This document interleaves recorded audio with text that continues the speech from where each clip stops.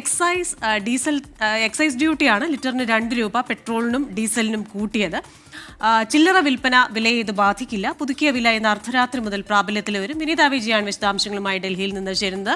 വിനീത, ഇപ്പോൾ എക്സൈസ് ഡ്യൂട്ടിയാണ് പെട്രോളിനും ഡീസലിനും 2 രൂപ വീതം കൂട്ടിയിരിക്കുന്നത്. അപ്പോൾ ഈ വാർത്ത വരുമ്പോൾ നമുക്കൊരു ക്ലാരിറ്റി ഉണ്ടായിരുന്നില്ല ചില്ലറ വിൽപ്പന വില അഥവാ റീറ്റെയിൽ പ്രൈസിനെ ഇത് ബാധിക്കുമോ ഇല്ലയോ എന്ന്.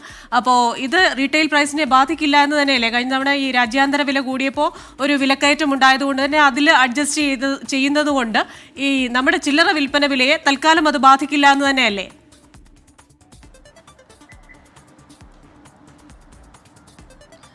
തീർച്ചയായും ക്രിസ്റ്റീന, അങ്ങനെ തന്നെയാണ് നമുക്ക് മനസ്സിലാക്കാൻ കഴിയുന്നത്. ചില്ലറ വിൽപ്പനയെ ഈ വില കൂട്ടിയത് ബാധിക്കില്ല എന്ന് തന്നെയാണ് നമുക്ക് മനസ്സിലാക്കാൻ കഴിയുന്നത്. ക്രിസ്റ്റീന സൂചിപ്പിച്ചതുപോലെ തന്നെ ഈ ആഗോളതലത്തിൽ എണ്ണവിലയിൽ ഉണ്ടാവുന്ന ഏറ്റക്കുറച്ചിലുകൾ തന്നെയാണ് ഈ എക്സൈസ് തീരുവ കൂട്ടാൻ കാരണമെന്നാണ് ഇപ്പോൾ അറിയാൻ കഴിയുന്നത്.